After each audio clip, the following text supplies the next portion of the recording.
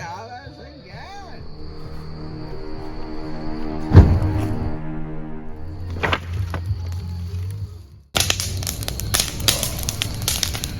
True story. Dude, people don't hear this. Get it out! Come on, man, spit it out, Yeah, you gotta stand up there, you gotta talk. We're all waiting for a blunt. So, when we were younger, explore all these abandoned places. On a crisp October evening, 2005, a few friends met up after a long school day for a smoke session.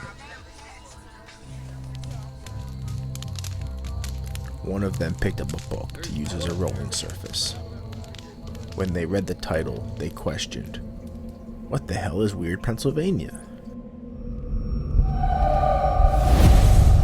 I had just recently acquired the book, having found it in a local bookstore.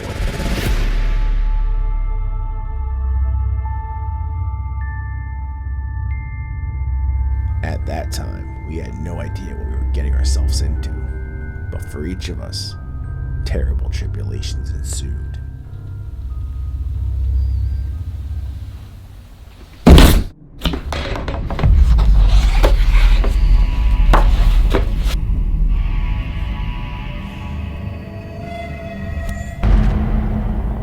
Please like and subscribe to the channel. But let's not get ahead of ourselves. After looking at the first few pages, they realized many of the locations in the book were under an hour away.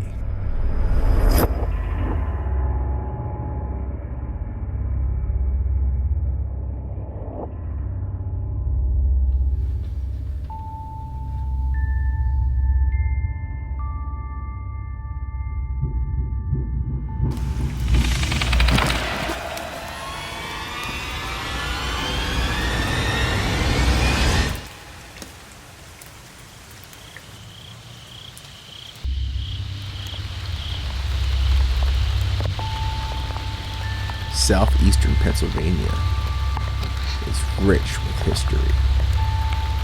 This river was crossed by George Washington and his troops during the American Revolutionary War. Many men fought and died all along the Brandywine River Valley, which makes this a very active place. Make it past the aerial videos, and you might just be brave enough to step inside.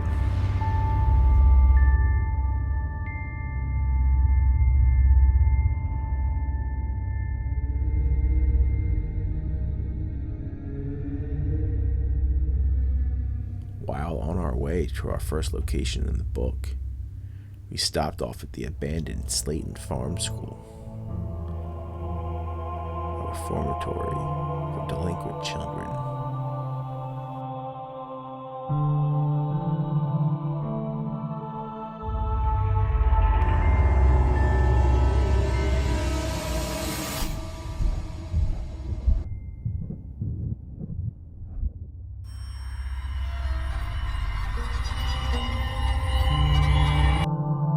As we made our way to Downingtown, Pennsylvania, we came upon the Trestle Bridge, where many have ended their lives or fallen through accidentally. This is about a half a mile from the twin tunnels. The middle tunnel is the location of a 30-year-plus cold case in which a fisherman found a dismembered body in a suitcase. Much earlier in the 19th century, an unwed mother hung herself with her baby in arms. Sometimes you can hear a baby crying at night. They say if you sit quietly, you can often hear the reverberations of a rope getting taut and the snapping of a neck.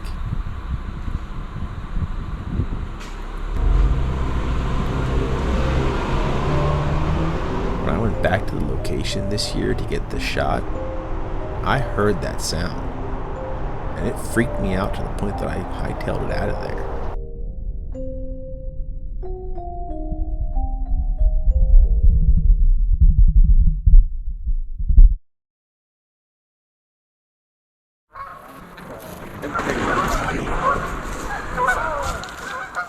Once promising institution embraces a new science called eugenics, intent on rooting out the weak. For decades, those deemed unfit for society are abandoned here. 1955, 4,000 patients live in despair behind these walls. Because of the overcrowding here and the small number of buildings, they would use every floor.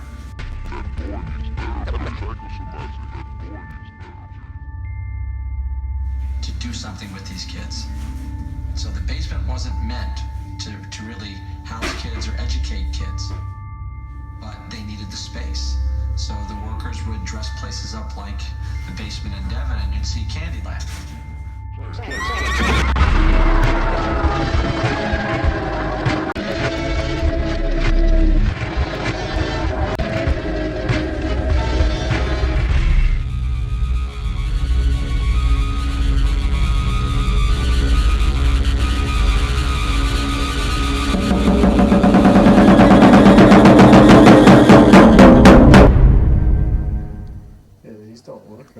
This is one of the locations that we should have not gone to.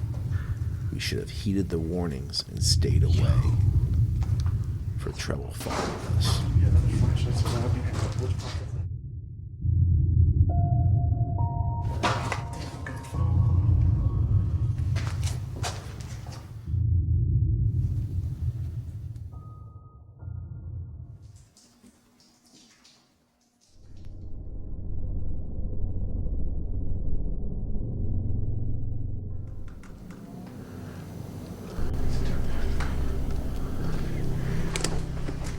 This place had such a strange feeling to it, and it even affected our electronic equipment, making everything act wonky.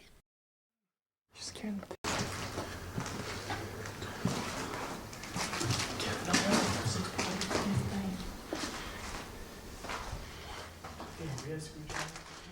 I just dropped it. Let's walk around a little.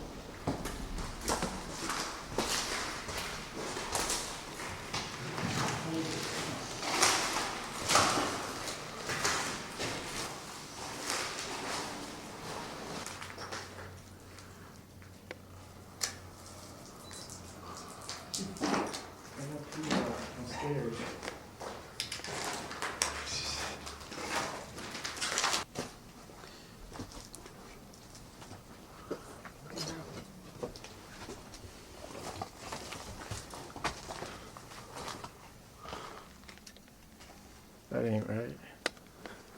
Padded walls. The walls be definitely double insulated with little square pads on them. Hear him screaming. What? You got a flag?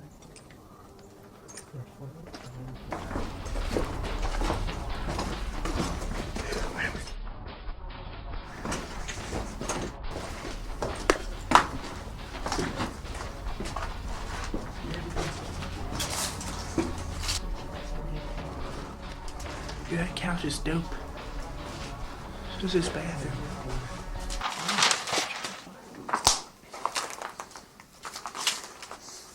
Oh, look at the typewriter.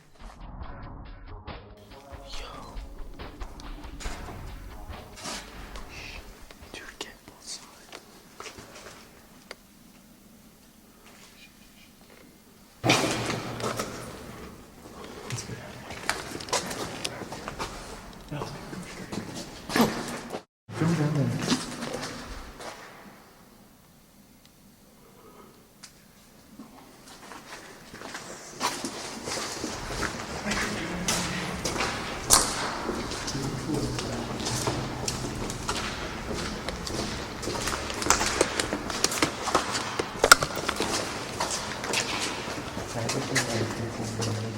underground tunnels connect all the buildings on this massive complex. At the end of one of them, we thought we saw something. Back. Yo.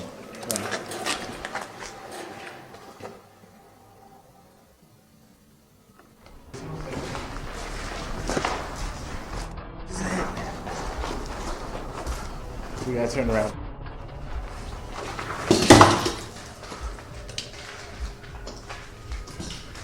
Yo, sweet. Yo.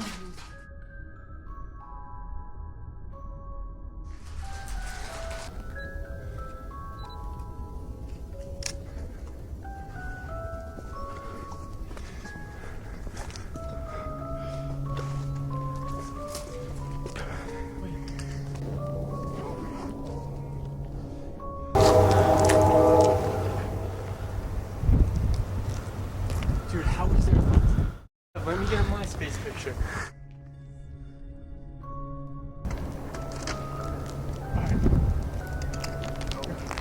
I hear voices. I really was hearing voices that day. However, it was voices of military personnel who, unknown to us at the time, had taken over the newer portion of the Pennhurst complex and were using it for storage and training exercises. We heard this rumbling growing ever louder, so we left the little playground courtyard we were in and looked down the service road, and we noticed like an old school H1 style Humvee come barreling down this like stone road, and there was several military men on it brandishing what looked like machine guns. We ran quickly towards the underground tunnels. Once inside, we ran even farther down those until we noticed an entrance to the service tunnels, which ran alongside the main tunnels. We crawled through this tighter squeeze for quite a while until we thought we were safe enough to post up. We could still hear the men shouting. By this point, dogs had arrived. They threatened to let him off the leash, but we were hoping they were bluffing. So we waited. Hours went by, and this was a school night in the middle of the week, and it was cold. As we sat there, huddled together, trying to be as silent as possible, waiting for so long, we must have dozed off. Then I woke up around 11 o'clock when I heard the sound of cracking porcelain like plateware, which had been broken all along these underground tunnels by previous explorers who just like to break things. I could hear them like cracking as if they were underfoot, like something was walking on them. I woke my sleeping friends, and when they heard the sounds as well, we all paused in fear. A moment later, this immense cold sensation came over us. And it wasn't just the feeling of cold. It was like a presence, like you could feel the energy. You know when people say like the vibes are different? That's like the only way I can explain it. You could feel the air, it felt thick. We all kind of just looked at each other without saying a thing, and then quickly just got up onto our feet and let's go, leaving right now. And that's what we did.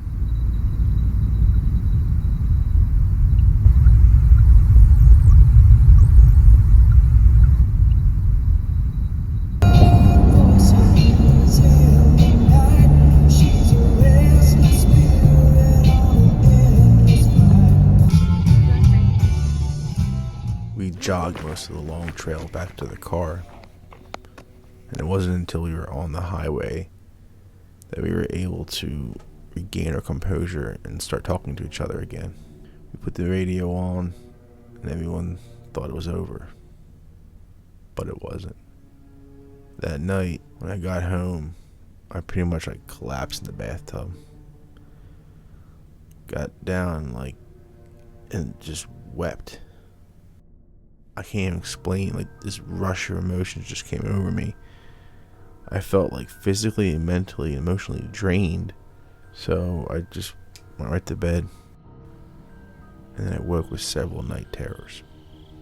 The first one was the scariest because it wasn't even sleep. It was as I was falling asleep. Like, I guess you would call it lucid dreaming.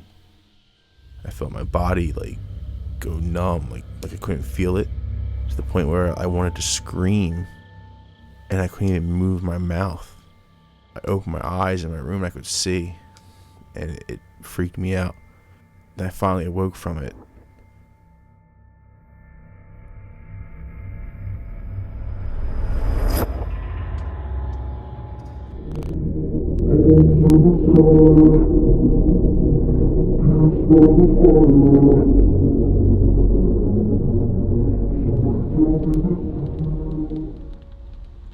The haunting of Cossart Road in Chadsford, Pennsylvania. This is the legend of the DuPont's haunted Devil's Road and the Cult House. Mapped as Cossart Road, but often referred to as Hell Road, the Cult House Road, Satanville, PA, Beaver Valley Cult House. If you ignore all the oddly bent trees, all seemingly growing sideways as if repelled by the evil energy, this offbeat, hidden away road travels through what looks like a beautiful valley that alternates between fields and dense woodlines, peppered with only a few hard-to-see large old houses. But that's during the daylight. At night, this area changes. This place feels really different in the dark. Just got here. It's 11:30. 11:30 at night. Having driven down this road in the day and at night many times, and going as far as walking the entire road with my brother in the 2000s, we can attest this place is very eerie. The road may be hard to locate without GPS, as most of the street signs have been or were continuously removed. The mansion, hidden away in the woods on top of the hill, surrounded on most sides by trees, has become known as the Cult House. Legends say the house has inverted crosses hanging in the windows. Today, it looks like the windows are closely arranged so that there are long, tall, rectangular windows at the top and smaller square windows at the bottom, and the trim in between them creates a visual representation of inverted crosses. Whether or not that was their original intention remains unknown. At one point in time, it was owned and operated by one of the wealthiest and most prominent families in America, the DuPonts. Known for the DuPont Chemical Company, Nemours, hospitals for children, Longwood Gardens, and more, depending on your definition. To some degree, the house did host a cult, as it was common for the DuPont family members to marry and breed among the bloodline, marrying their second, even first cousins, so that the wealth would not be distributed outside of the family. It is known that this caused some instances of mental and physical disabilities that the high-status family wanted to hide away from the public. So this is where the deformed children of these unions were raised and kept hidden. It is rumored that many of these individuals were kept locked up on site for most of their lives. The excessive greed of the DuPonts led them to perform incestuous marriages in order to keep the fortune in the family. While some say it only belonged to the DuPonts, others claim the property was later sold and was sought out by Satanists for use in their heinous satanic rituals. Other unsubstantiated urban legends claim the KKK members made it a home base in the later years. Some of the natural phenomenons are the trees that line the road, which bend away from the road and house dramatically. As you get farther and farther away from the cult house, the trees straighten up back into the natural shape, tall and growing upwards.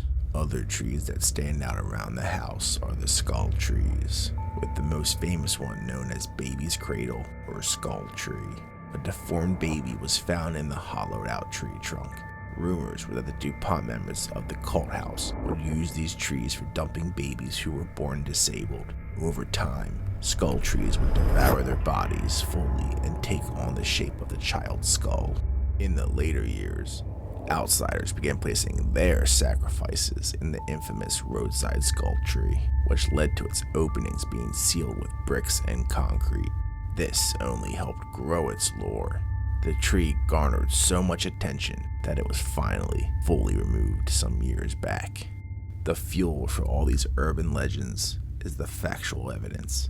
On December 30th, 1978, police uncovered the bodies of 3 boys of the Kitty Gang, murder victims who had disappeared in August. They were shot and killed by the infamous Johnston Gang. They were buried off Cossart Road around the Skull Tree near the Pennsylvania and Delaware border. James Jimmy Johnston, 18, Dwayne Lincoln, 17, Wayne Sampson, 20, who had been part of the very active crime ring that was threatening the Chester County, PA area for years, operated by the Johnston brothers. The Johnston brothers were responsible for the deaths of 4 young men and a 15-year-old female, and had eluded the police for months. Then finally, fearing that he would be the next victim, Ricky Mitchell, who had also been involved in the crime gang, led police to the bizarre mass grave where the 3 bodies were recovered. The 4th young man, Jimmy Sampson, his body was never found. Some locals say it's the ghosts of the boys that caused the trees to turn away from the road. There are many accounts of mutilated animal corpses being found. To this day, piles of dead animals are occasionally found in the woods, and vandalism is common. The woods surrounding Devil's Road even attracted the attention of local Hollywood filmmaker M. Night Shyamalan, who chose this location as the backdrop set to shoot his horror movie, The Village, in 2004.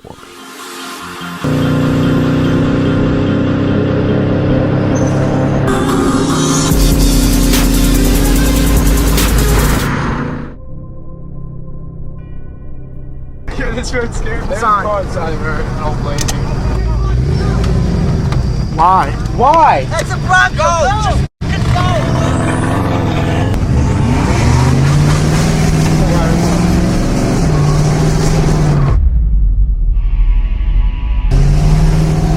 Slow down, slow down. Come on, brother, don't you come. That's not Victor. That's not Victor.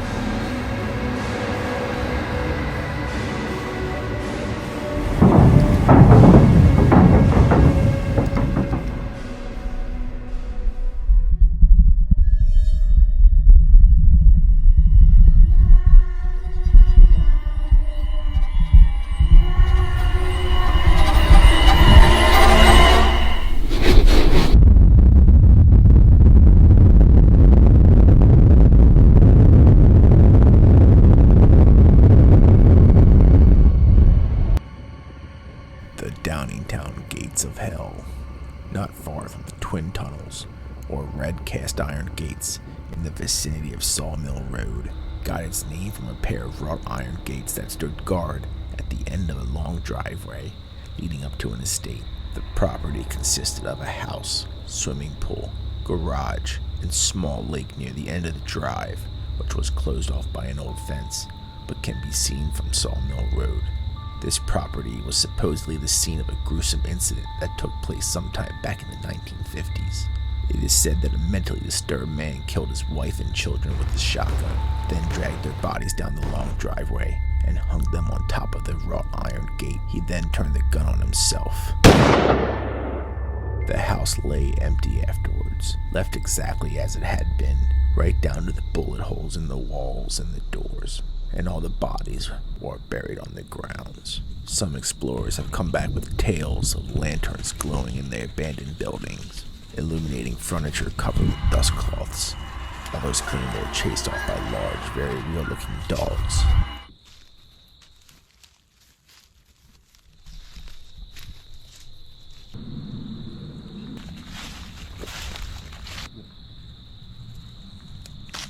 Well, his face broke off, dude. It was a little deer.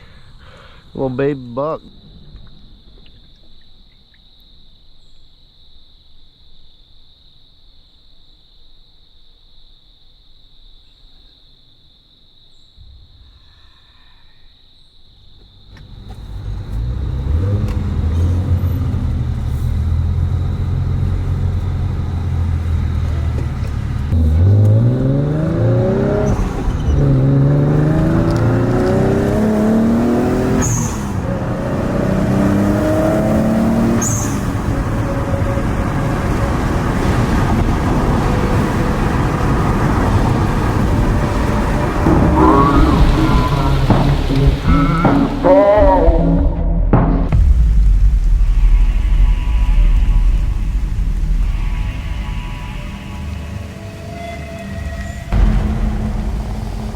like and subscribe.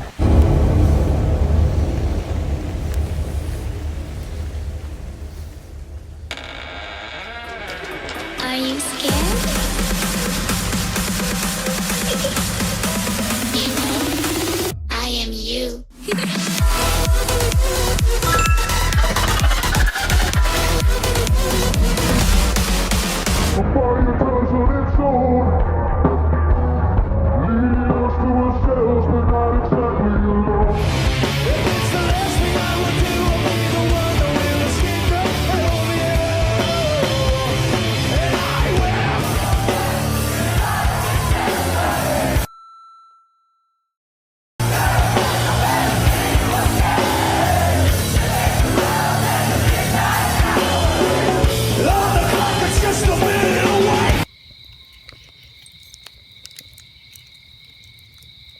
What is going on? I was just sitting here saying, Our Father who art in heaven, hallowed be thy name. Thy kingdom come, thy will be done, on earth as it is in heaven. Give us this day our daily bread. Amen. At which point, Apollo got startled, jumped up, and around behind me came a snake, and it literally went right into the fire pit all by itself, without me guiding it or touching it at all. It literally swarmed itself into the fire pit. As you can see, it committed suicide. The serpent threw himself into the pit of fire, removing him from me completely. Amen.